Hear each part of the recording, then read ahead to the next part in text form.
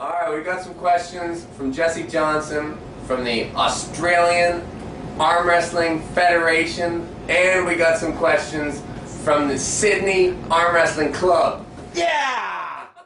What is best for recovery, both long-term, overnight or longer, and short-term, like in between matches at a competition?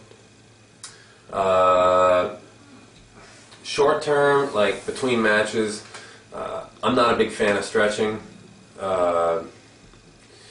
I'm not a big fan of having my arms squeezed either.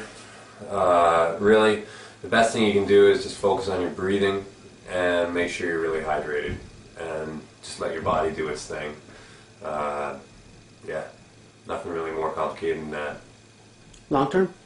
Long term, like if you're having multiple day competitions, just make sure you get plenty of rest, hydration, lots of carbohydrate for like the next day. But yeah, as far as general healing, just good nutrition, really. Is there any standard weight training in your program, or are all this arm wrestling, are all the exercises arm wrestling specific? Yeah, there's a ton of standard exercise in my routine. I'm a big believer in bringing balance to the body, so that means hitting the non-arm wrestling muscles, and I'm a big believer in you need to hit those muscles to provide your body with hormone. If all you do is arm wrestle, you're not going to release the way you need to. Do you have any advice on diet and supplements? Like an example, creatine helps with muscle endurance for those long matches, but for those of us keeping in weight classes, this isn't the best. Yeah, well, I mean, I always say to all arm wrestlers, I believe you can either be the best you can be in a weight category, or you can be the best you can be. And for most strength athletes, you're slowly going to get a bit heavier as time goes on. So that's up to you. I personally like creatine monohydrate. I love it. I definitely feel a difference when I take creatine monohydrate. As far as other supplements, glutamine, branched chain amino acids, yeah, that's really the main ones. Diet, lots, and before you sleep, lots. Don't be afraid to try new things. There's a lot of things out there worth messing around with. Yeah. What is the best way for a top roller to set up and attack a quick hooker? Well, if they're a quick hooker,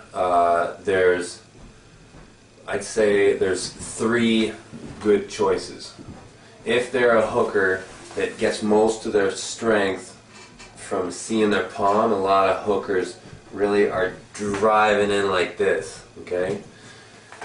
If they're driving in like that, your top roll will maybe want to flatten out. Okay. Not necessarily be taking with the wrist, because that's what they want. They want you to take with the wrist because they're driving in there, right? If you flatten out your wrist, that can stop that movement. If they're the type of hooker that's just really, really strong with their cup, like really strong, and maybe seeing their palm only a little bit, you may have more benefit from just lowering your angle, okay? Doing more of a low hand style top roll. Or some blend of those 2 things, depending on how much they're twisting in and how much they're cupping. A lot of strong hookers, you're not going to be able to top roll them. And the thing is with a strong hooker is their wrist may be really dynamite strong, but they may actually not have great rotation in bicep. So a great option is to hook a hooker. If you know that they're just crazy at doing this, then don't fight them there, and just get on their own arm and get on their bicep, because it's the wrist that's probably their ace. So if you can get on their bicep, you might have yourself a match.